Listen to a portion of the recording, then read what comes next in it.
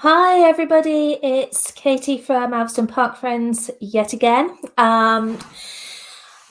First of all, thank you very much for coming if you came yesterday. It was phenomenal. We had over 100 people register here on Crowdcast. We got as far as Wales and Glasgow up in Scotland. I'm completely astounded by that. Please keep sharing these things. The more people we get on board, the better it is for everybody. Just in case, last night lulled you into a false idea that we knew exactly what we were doing here. I've got to send out some apologies to anybody who tried to tune in for the little craft activity at 2 o'clock today. I was having all sorts of problems. I've spent most of the day trying to get them sorted. I think we're sorted now. If you can hear me right now, just put a little something like a yes, I can hear you, or just a yes in the chat, and I'll feel a whole lot better out of today. Oh, superb. So just to remind you what's up today. So I'm going to give you an introduction to our closest star, the sun. It's only 92 million miles away. For astronomers, that's like practically right up in your face. Then what we're going to do is I'm going to show you a video that Derby Museums have made for us.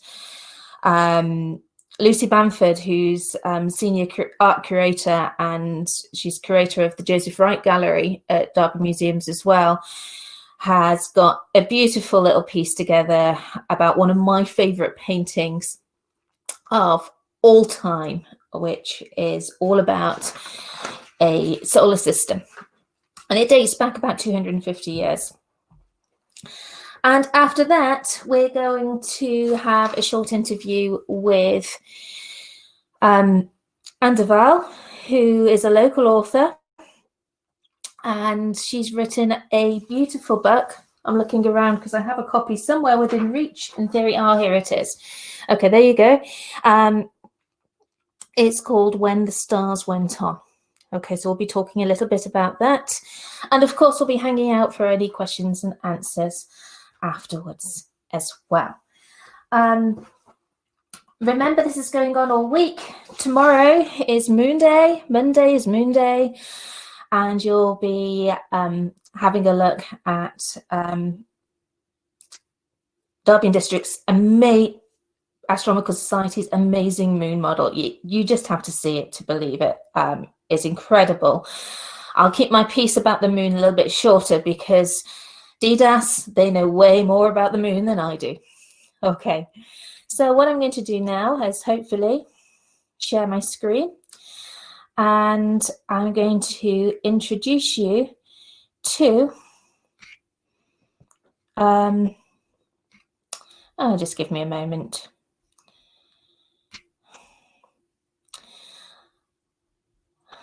Okay, I am going to share the screen, but once I get to the beginning of the slideshow, there we go. That's a little bit better. And let's see if this works now. There we go. And by the way, when the numbers get really big in science in general, but they tend to get really big in astronomy, what scientists tend to do is take a deep breath and say, okay, that's a bit big, so let's just call it 1. And that's exactly what astronomers did with the distance between Earth and the Sun. It's 92 million miles. And they took a deep breath and said, okay,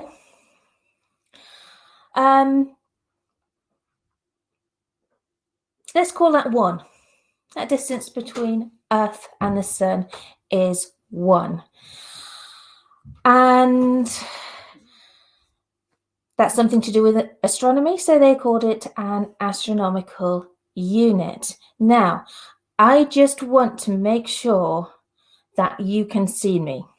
Okay, my husband's just popped his head in the door and said that he can't see me at all. So if you here on Crowdcast can see me, just put a thumbs up, a smiley face, or something.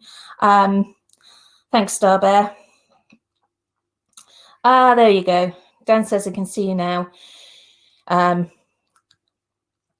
Yes, a small box in the corner. Can you all see the sun? Can you all see Sunday, Day of the Sun? Yeah. Okay. Okay. So, what do you think of when you see an amazing sunrise or sunset like this? What does it make you think of? Do you want to get out perhaps the artist palette and start painting and capturing those colours before they fade and morph into something else? Perhaps it makes you think of a romantic encounter. Perhaps you have a soundtrack running through your head when you look at it. Yeah, and perhaps you just think of putting on the sun cream. That's a really good idea, Star Bear. Perhaps you just start dreaming of going to some sunny island paradise. For me, a sunset is very much a reminder that the ordinary is also the extraordinary. Just think about that for a moment, because here we are, comfortable on our sofas in our rooms,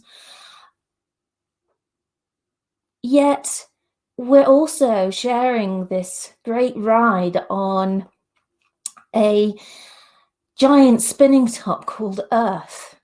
Sometimes I prefer to think of it as a carousel where there's galloping horses that are going round and round and round. And here we have a carousel. Now, if you've ever been on one of these, you know that if you want to be a bit of a speed demon, you want the horses on the outside. Now, if we relate that to Earth, that's like being on the equator. On the equator, you're spinning around at over 1,000 miles per hour. Here in Britain, we're kind of on the second row in, not quite as fast, but still an impressive 600 miles an hour or so. If you want to slow down a bit, then you have to go north. North, you get slower and slower and slower until you get to this axis of rotation, the North Pole. There you can stand there and sedately turn just once every 24 hours. But the story does not stop there. Our carousel is simply like a car on one of those waltzes ride. You know, they spin around whilst you're also turning around like a carousel as well, because we are on this huge journey that we do once every year around the sun. And there we're traveling about 67,000 miles an hour. But that's not the end of this fairground ride that we're on, because the solar system, so the whole of the waltzes, is going around the galactic center at a staggering 448,000 miles per hour. Now that's incredible. And you just thought that you were sitting on your sofa, and let's think about that for a while, because sometimes it's nice to think that you're sitting on one of these carousel horses and you're perfectly still. And really, it's the trees and the buildings and the other fairground rides that are going around you. Well, if you can imagine being in that world, that's the world where the sun rises in the east, it goes overhead, and it sets in the west.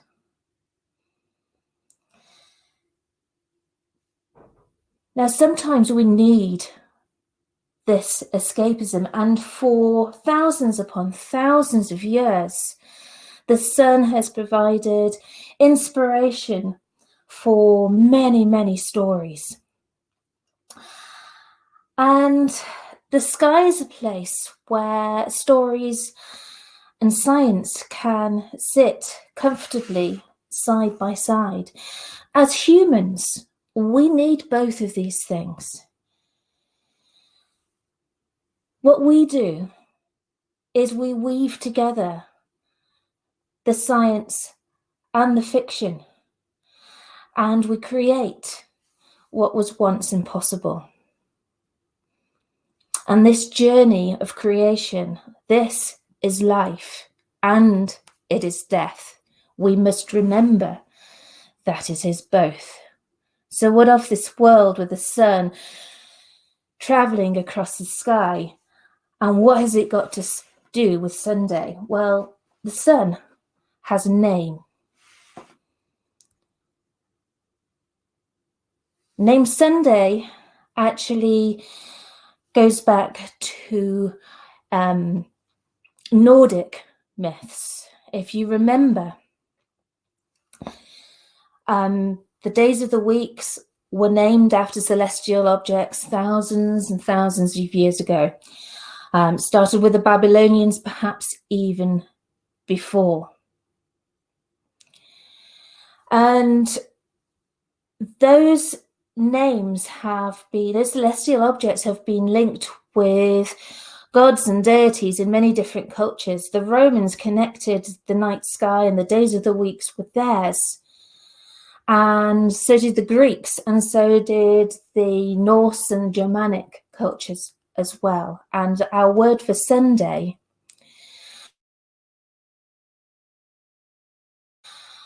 comes from a Nordic legend about Sol. Sol also had a daughter called Sunna. You can see the links there. Now, Sol was said to have been created in some stories at the beginning of the universe. And at that time, the gods from the land of fire collected some sparks, and those sparks became the moon, the stars, and the sun. Sol and her brother Mani were to become goddess of the sun, that was Sol, and god of the moon, Mani. And Sol would race across the sky with her chariot, pulled by 2 horses, Arvak, that meant early riser, and Alsvin, that meant swift. And well named, because they had to go fast, because they were being chased across the sky by an evil wolf called Skull. Every now and then, Skull would catch up and take a bite, a nip at Sol. And when that happened, there was a solar eclipse. Now, I love this model here. It's supposed to date back to 1400 BC, people think. And it looks like it's a purely decorative piece of a horse pulling the sun across the sky. But actually, they think it was also a sort of solar clock that could be used to track the time as well. I'm going to take you now to Alveston Park itself and our very own sun. And you can see here that we too have weaved stories and science together. This was created by people at Lakeside Community Primary School. The youngest of the people who helped make this will still be in secondary school. Some will have left now. If any of you who are watching were involved in this, maybe just give us a shout out, because it was quite amazing. The whole school got involved with this. And there are two themes that run around the edge. The first theme that goes around is of the zodiac constellations. These are the constellations that you need to look in to see the planets, or even the moon will be very close, if not in these constellations. There are 13 of them. Some of them you'll recognize. Here's Cancer the Crab. This is Libra. This is Sagittarius. And here, sorry, this is not Cancer at all. My apologies. This is Scorpius. This is Sagittarius. And between the two is Ophiuchus. Okay. That also crosses that celestial equator. The other theme we've got here is of the history of flight. And we start that history of flight with dreams and stories of flying. This is Icarus with his wings melting because he got too close to the sun. And then we go through to balloons and the Wright brothers flights, and all the way to space travel, space rockets, Sputniks just here behind the giant pencil. This pencil, by the way, marks the axis around which the sun rotates. Just like Earth, the sun is a great big carousel. It's a bit more complicated. It's maybe a little bit like those double-decker ones, because bits of it travel at different speeds. But that also has a shadow on a sunny day, and you can use that shadow to start measuring the height of tall things in the park. So don't go to the park at the moment. That's not what this is about. We are bringing bits of the park over to you so that you can enjoy them from your home. Stay home, do stay safe. Now, if you have a look just over here, you can see it's really tiny. Okay, this little blob here is how big the Earth would look if this was how big the sun was. Okay, it's super, super tiny. And I want to show you another thing that is in our park. It's on the other side, and it's a little bit of sciencey mathematical art called How Big, and it was inspired by me once reading an astronomy book for kids that had one of these factoids. Now, the factoid was that the sun was 109 times bigger than the Earth. Now, I took that for face value. I didn't think much of it until maybe a couple of months later, it popped into my head again. And I thought, yeah, no, it's bigger than that. And actually, it all depends what we mean by bigger than. What the book meant was you could fit 109 planet Earths across the width of the sun. I know this isn't a sun, it's a cube, but you get the idea, okay? But the sun isn't just a long line, it's a sphere.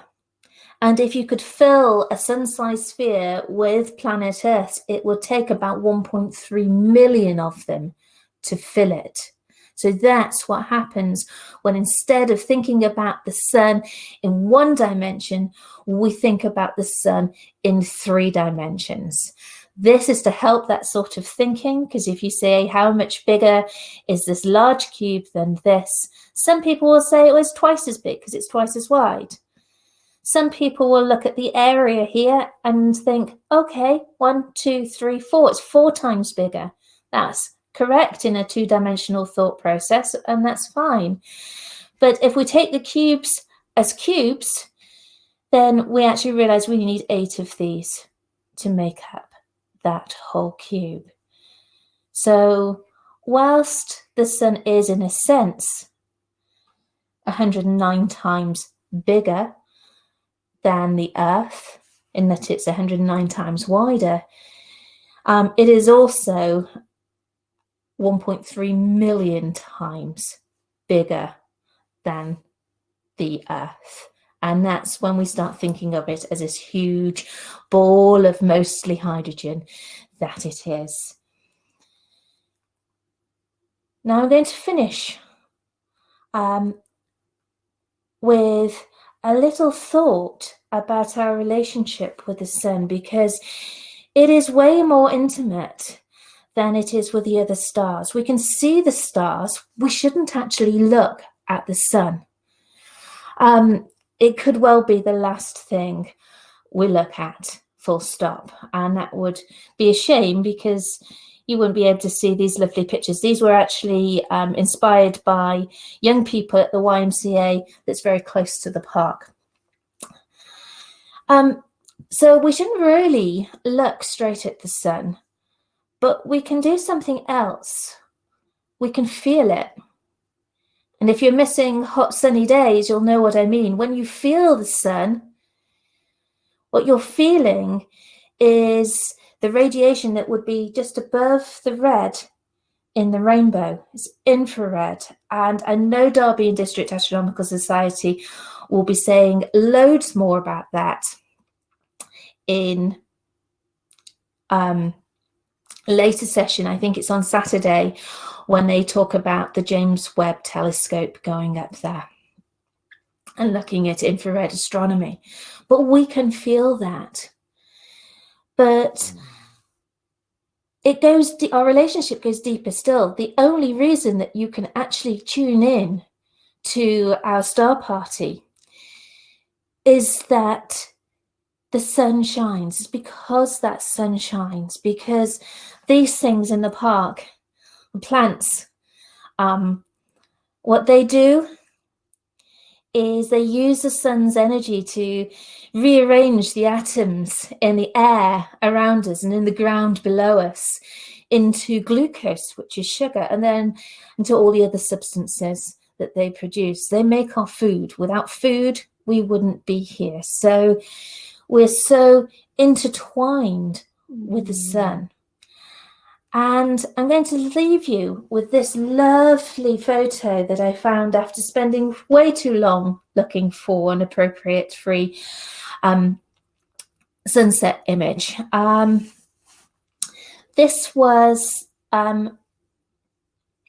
taken by an amazing aviation photographer, amongst other things that I know, Suresh Atapatu, and he's given us permission to use this here. And in this photo, just at the top, you see these flecks of green. That is potentially the beginning of something I didn't know existed until last week. It's called green flash. And it's all to do with the refraction, or the changing of direction of light as it passes through our atmosphere. Is an incredibly rare phenomena. Not refraction itself. I mean, my favorite example of refraction is a rainbow. But this has to happen at a particular time.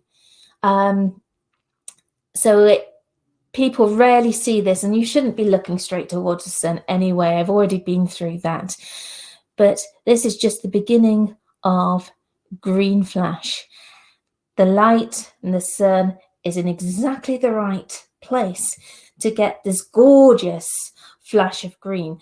Sometimes it's just above the setting sun. And that's what we do all of the time. I mean, sunsets, sun happen every single day. And yet there is always something new.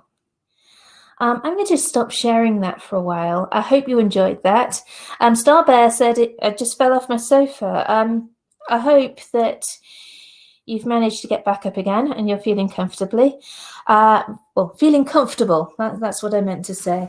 Thanks, Gemma, who says, what a lovely thought, fairground rides to explain where we are. Yeah, we really are on an amazing journey. Now, what I've got for you next, I'm going to have to share another screen, and I'm hoping this works too, and that you hear this loud and clear. Just put another thumbs up to make sure that you are hearing this video when it starts. Starbear says, I think I'm back, but seeing green flashes. Gemma, yes, we are recording this. This should be, if all has gone well, and I've got my fingers crossed, available not only here on Crowdcast for anybody who wants to come back and watch the replay, that's absolutely fine, but we are on Elveston Park Friends Facebook page, and we also should be live streaming up to YouTube right now too. So sure, share, get more people to see, get people to sign up for next week. That's fine. It's nice that you liked it so much. Okay, so I'm going to try and share a new thing. There we go. And it's really, really lovely that Derby Museums have managed to put this together, especially for us and our star party here. I'm just going to press play and see how it goes. I've realized that I can't really flip back without losing you completely. I don't want to do that. So if you can just see the stuff, then you'll just have to put up with 5 minutes and 37 seconds of silence. But I think you'll be able to hear this loud and clear. This is one of my favorite paintings of all time. It was the first painting that really made me go, wow.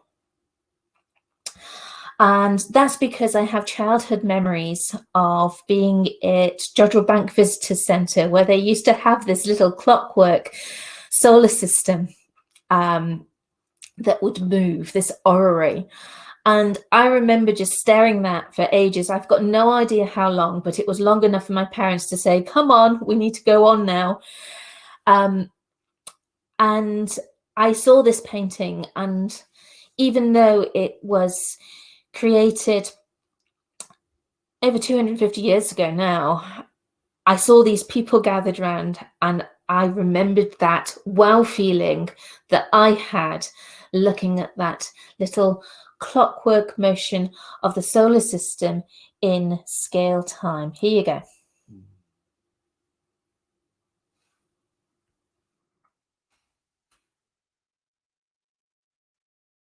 This remarkable painting was made by the Derby artist Joseph Wright. It was first shown to the public in London in 1766, when Wright was just 32 years old, and it caused something of a stir. Today it remains one of his most famous works and can be found here in Derby at the Museum and Art Gallery. But what does it show, and why is it so iconic? A clue to the first of these questions can be found in Wright's original title for the painting, which he called A Philosopher Giving That Lecture on an Orrery in which a lamp is put in the place of the sun. It's not very snappy, admittedly, but this long description does tell us pretty much everything we need to know about what we're looking at. At the centre of the picture is the philosopher of the title, dressed in a rich red gown and delivering a lecture.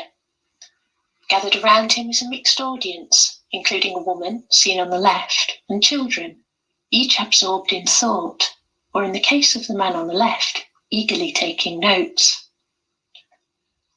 The focus of their attention is the instrument at the very heart of the painting, a planetary model crafted from brass and wood, known as an orrery. Named after Charles Boyle, the fourth Earl of Orrery, it's designed to demonstrate the motions of the planets around the sun, which in the case of this scene is represented by an oil lamp. Though this is obscured by a young boy who stands with his back to us, we can just make out the glass vase of the lamp to the left of his elbow, and below him, its reflection. Within the orrery itself, we can see some of the planets and their moons.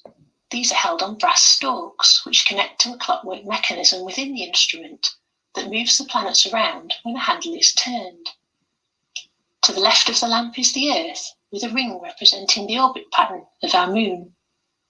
The position of the other spheres would suggest that they are Jupiter to the far right and perhaps Mars to the far left. But most distinctive of all is Saturn, with its rings and outer moons. At the time this picture was painted, this was the most distant of our planets to have been yet discovered. And here we find a subtle detail. Wright has painted the shadow of one of Saturn's moons on the surface of the planet. It's an eclipse in action. And just in case we chance to miss it, a little girl with her arm around a young boy points it out to us, copying the philosopher's own pose as she does so. It may be, in fact, that it's the cause and effects of eclipses that the philosopher is in the process of demonstrating. Wright's painting was produced at a time when public interest in astronomy was flourishing.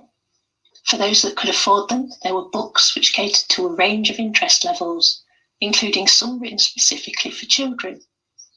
In private homes, as well as town halls up and down the country, travelling lecturers delivered demonstrations using models similar to the one you see here. In the early 1760s, Derby played host to James Ferguson, a Scottish astronomer and instrument maker. But it also boasted its own homegrown community of scientists, including John Arden and Washington Shirley, the fifth Earl Ferrers.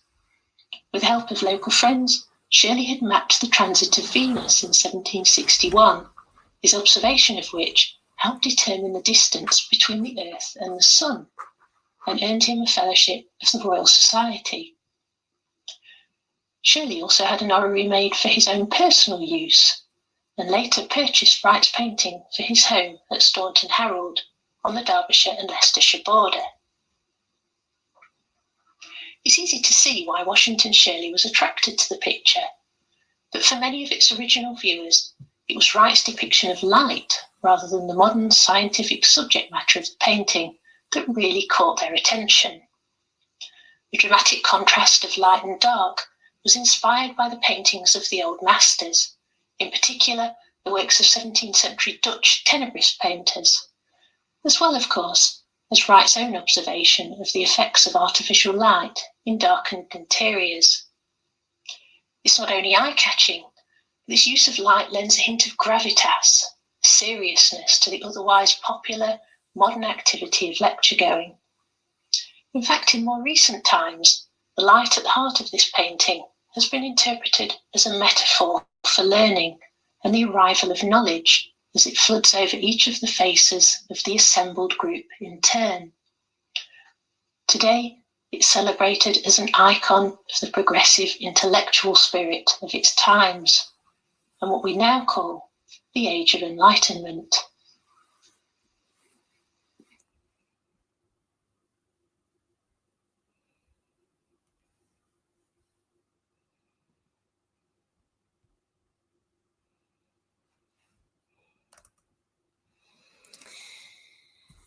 Well, I hope you enjoyed that. I just love that they've taken the time when they can't even get into their building to create that for us.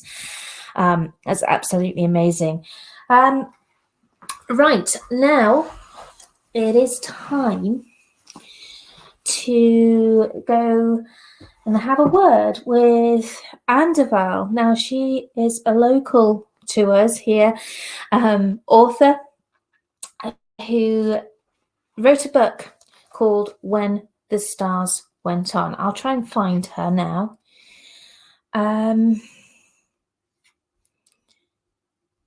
Here we go.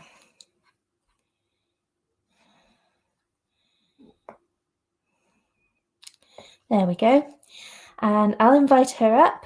She's been really kind to get involved in this as well. And it's nice to talk to somebody about the story side of stars as well, and how they can be quite inspirational. Hi, Anne. How are you? Hi, I'm fine, thank you, Katie. Lovely to be here. Brilliant. Okay, so one of the first things that I was drawn towards with your book was the beautiful, beautiful cover. What inspired that design? Oh, yes, thank you. Let me just, I'll bring up a little picture of the cover for you to see just a little bit better. Let's see if you can see this one nicely. So yes, it's called When the Stars Went On, and hopefully you can see the cover there. And this story is set in the village where I used to live, and it had a beautiful lake on one side, and it had hills on the other side of the village. And one of the things that I used to love doing was to climb up those hills and just stare at the view. So when I wrote the book, and it included these wonderful views, and I had to then design the cover of the book, I wanted those images to appear on the cover. And of course, the theme of stars runs so strongly through this narrative, and I wanted to make sure that the stars were on the cover as well. That's so lovely. Okay. I think it's time now to tell us a little bit more about your story. Who is it aimed at? What is it all about? Oh, okay. So it is set, as I said, in our home county of Derbyshire, and it tells the story of two children who meet at the beginning of World War II. And it is a mystery adventure. And as it unfolds, the children and, of course, the main character, Shell, the dog, have to face love and loss. And they are forced to navigate the grown-up world of finding courage in the face of fear. And they need to find light in darkness. And I originally wrote this for children aged 10 to 12. But since its publication, I have had people from all age groups sending me messages to say how much they've enjoyed the book, which is wonderful. So actually, I think the book is for anyone of any age. Yeah, I'd like to second that. I read the book and it really was very, very enjoyable. And I think it's fair to say that I'm a little bit above your original target audience. What I know the settings are very different in your book and now, but both represent very, very difficult times. Just like now, some of the characters in your book were unable to be with some of the people that they love the most. And they had huge uncertainty about the future as well. I'm sure we can all relate to that somehow.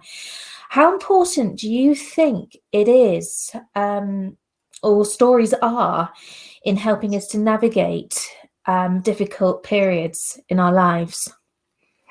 One of my favorite authors is C.S. Lewis, and he once wrote, "We read to know that we are not alone." And I just think it is so true. And because shared emotional experience is incredibly important. You know, adults may talk about their feelings and they have the language skills to explain their fears and their worries, but children have not yet learned how to express deep emotion, even to those closest to them. So to read about others with whom you can identify can be very cathartic. Absolutely. And I have to say, I identified with several of your characters through that book. You had a lovely way of getting the emotions out there. I know this isn't the first book that you've written, but it is your first novel aimed at children, although, as we've said, it is very enjoyable, however old you are. But first and foremost, you are a musician. Mm. So what was it that inspired you as a musician to write a book? I think I've always loved writing. It's something that I've always enjoyed. But I was inspired to write this particular novel after taking a group of children to visit the National Holocaust Centre in Laxton, Nottinghamshire. And one of the exhibits is set up to look like a train. And we got to sit on this train and imagine what it felt like to be leaving friends and family to escape the growing threat of war. And I can remember standing in this train and almost seeing my imagined characters emerge in front of me, and their story was so compelling I just had to write it down. I always say that I don't create my characters, they find me, and I don't write their story, they tell me about it. Oh, that's so interesting. And I did notice that music is a small but very, very important thread in your story, much like the way you use the stars. It affects some of your characters on a really deep personal level, and that's both good and bad. At one point in the story, I'm not wanting to give too much away here, a glance at the night sky has a profound effect on one of your characters. I'm just curious, have you ever looked up at the night sky and had a really profound kind of wow moment? Interestingly, I think that I don't ever look at the sky without having a wow moment. I just love the night sky. But I was also lucky enough to grow up in a country where the night sky was cloudless on most nights. And it was also a very hot country. So it was therefore a common occurrence to be outside at night. And I can remember being quite young and standing in the garden of my grandfather and just staring at the majesty and glory of the night sky. And that was definitely a wow moment. It was probably my first wow moment, and one never to be forgotten. And it was awe-filled, and it was one I wanted to include in the story. Yeah, there's a favorite part that I found in your story, and I think if it's still okay, would you read that part? You know where it is. Would you read that little scene to us? Because it's gorgeous and it's also very, very profound. Oh, I will read with pleasure. Thank you, Katie. Yes, I will. I have the book right here. Here it is. I'm going to be reading from the chapter called 3 Things to Remember, and it is where Anna Elizabeth, the main character, is standing out on the hill at night as the sun goes down, and she is standing with her father, and she speaks to him. And she says, "Sometimes, since the war began, life seems dark," she said. "It does not seem very beautiful." Father nodded slowly and looked down at the village. His face was sad, and Anna Elizabeth thought that his blue eyes seemed full of tears.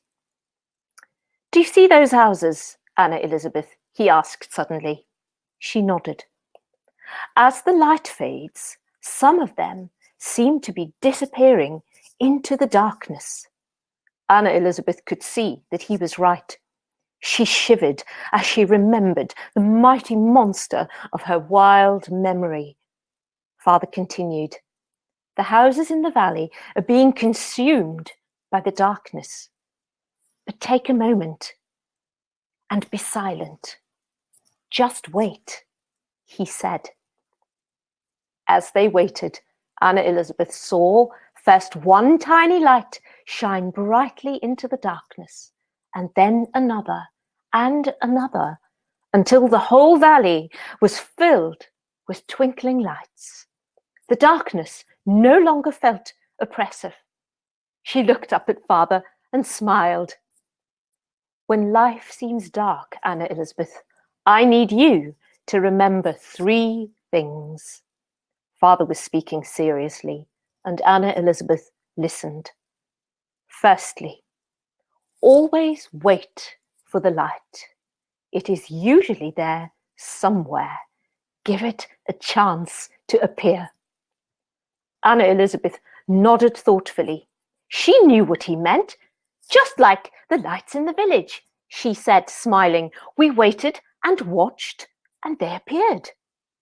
Father nodded and then went on. If the light takes longer than you are willing to wait, then look up. So often in the darkness, one looks down. Make sure you look up. Sometimes the light is above you. Anna Elizabeth stared at Father as he spoke. And finally, Anna, when the light seems elusive, then be the light. Thank you.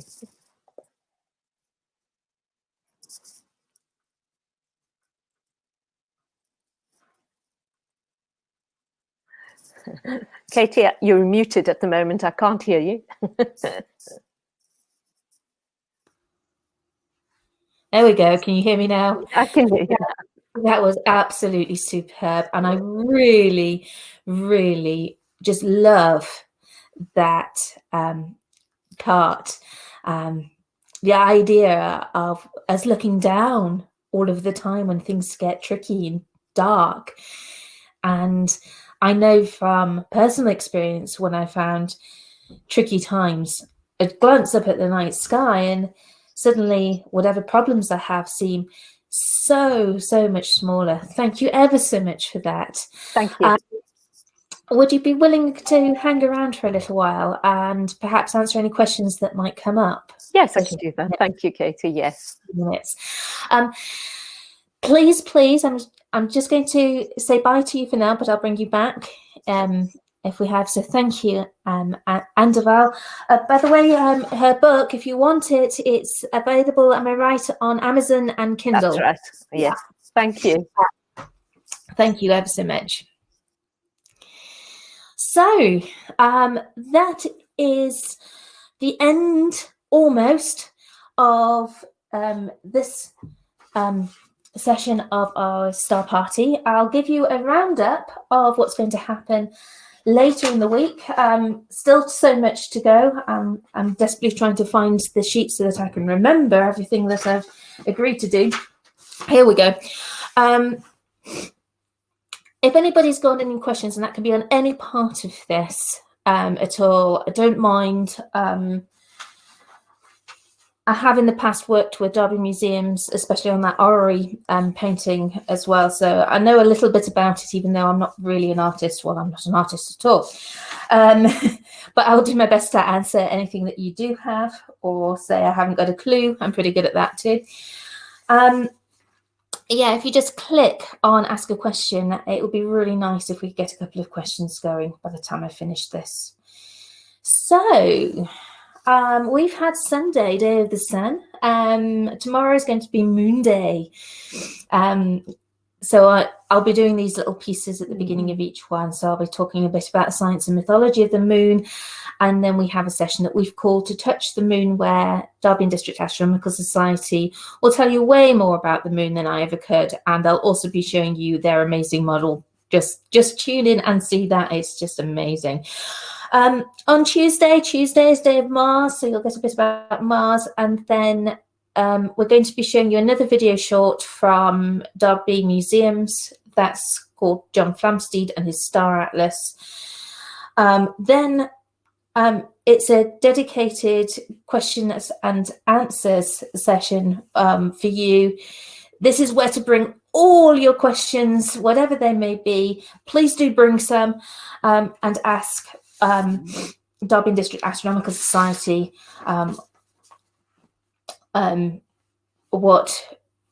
anything you want, as long as it's to do with astronomy. On Wednesday, I'll be talking about Mercury, and then it's Fire, Ice and Aliens. I'm going to be giving you a tour around the the moons, the 4 largest moons of Jupiter, the Galilean moons. Europa is one of the most likely places to find life outside of Earth. I'll be telling you why that is. Of course, we haven't found anything yet, but I'll be telling you why Europa is such an exciting place to look at. Then we've got Thursday is Jupiter, followed by telescope or binoculars.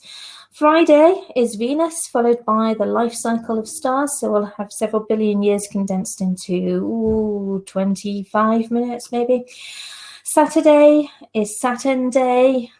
We'll get a fix of those gorgeous rings. And then it's the hidden light from Derby and District Astronomical Society, all about infrared astronomy. So actually seeing that heat that we feel from the sun and much more. And of course, the James Webb Telescope is going to launch later this year. And our finale on Sunday, where we've got Ian Russell, who is the Beetlestone Award winner for 2019. He's a great science communicator who's travelled the world doing shows and creating exhibits for science centres. He's going to be doing something about the vast distances involved in space as well. Okay, so got a couple of questions. Why not? Do you believe in aliens? Well, I believe in possibilities, and I think the possibility of aliens is quite high. Saying that, will we find any? Probably not if they're coming from outside of our solar system. The distances are just too great. For me personally, do I want to find aliens? Part of me is saying, yeah, it would be fantastic. Part of me is not sure whether we're ready yet. So I just look around and see how we treat our own species, the members of other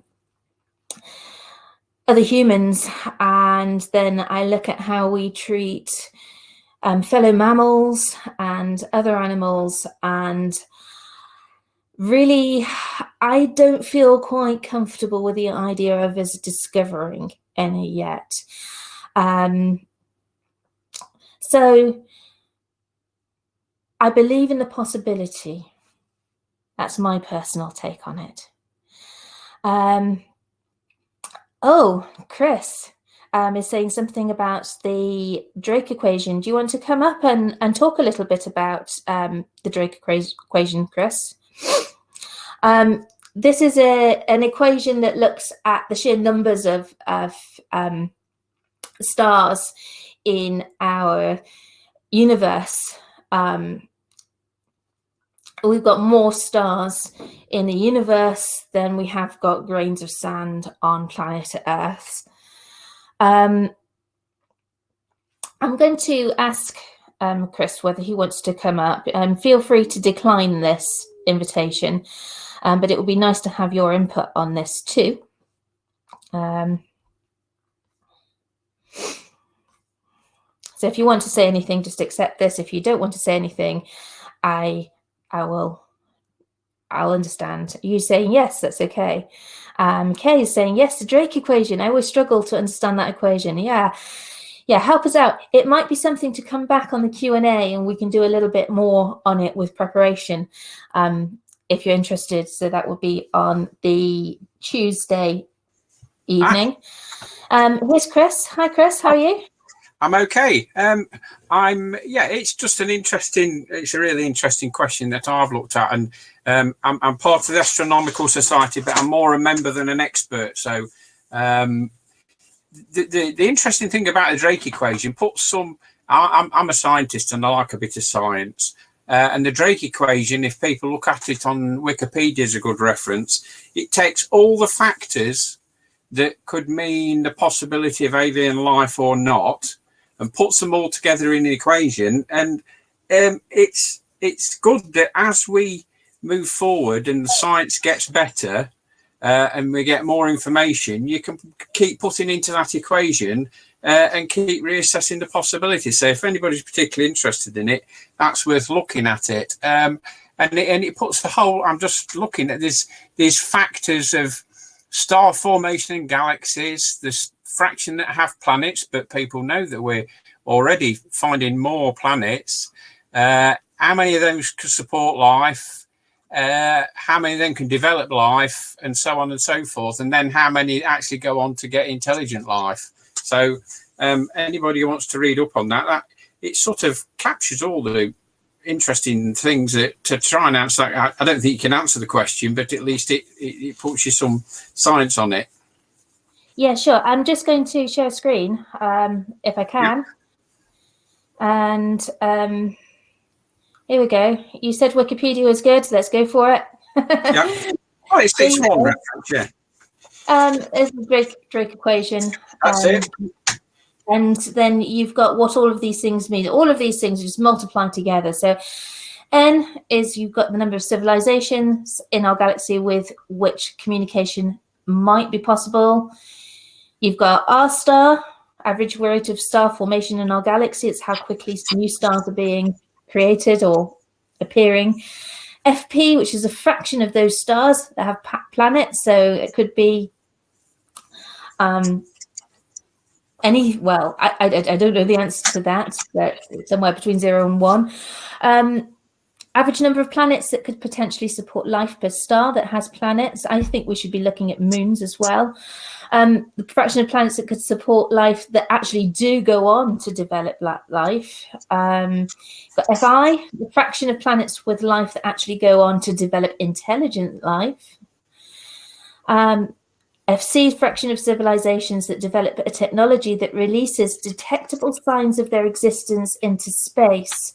And L is the length of time that they can release those detectable signals into space. Because I think I'm right in saying that I'm just going to stop that.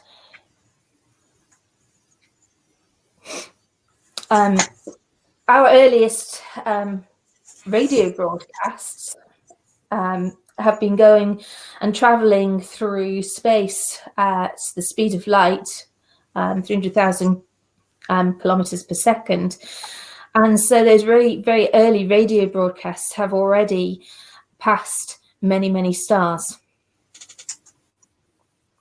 Yeah, I've got to say, if people are interested, Anthony sort of popped in, and he's probably more of an expert than me on it. But the one thing that I picked up from it when I saw a program on the television, astronomy program, was, of course, like you've said, is the distance and the time for signals to get to each other, and the fact that a lot of civilizations grow and then eventually die, and the chance of them actually occurring at the same time is, quite difficult. So there could have been civilizations, millions of years ago somewhere else, but we'll never see them because we're here now, and then we disappear and then another one pops up. Yeah, that's great. Let's go on to a different question here. This is from Kay. Have you heard of the 2,000-year-old ancient astronomical computer, the Antikythera mechanism? Is it similar to the early Orreries? I'll say a little bit about that if nobody else minds, because and I'll sign off. Yeah, okay, I see it. One of the people that I went to uni with, he spent much of his life, he came as a mature student. He'd spent most of his life being a furniture maker, but had always wanted to do an astrophysics degree. He studied this for his dissertation. And basically spent months just trying to work out how it worked. Yeah. Hi, Anthony. We have you. Finally. We've been trying this for days and days and days. Just to finish off the Antikythera thing. Was it like the Orreries that we've seen? Well, it's much older and it is much, much, much more complicated. It was very, very intricate and quite an amazing piece of technology. Anthony, welcome. Yes. You've disappeared again. We've got a question, and I'm hoping that Anthony will pop back here, but I'll carry on answering this question. Why is the sun almost a perfect sphere compared to the Earth? And sorry, I've just messed up on the questions doing this. But why is that? Why is the sun a more perfect sphere, if you like, than the Earth? Have you got any thoughts on that, Anthony? Anthony's gone. Anthony's gone. Well, the more stuff that something is made of, the more spherical it's likely to be. If you look at some of the smallest moons in the solar system, for example, Mars has 2 moons, Phobos and Deimos, then they're kind of potato shaped. So the more stuff that an object can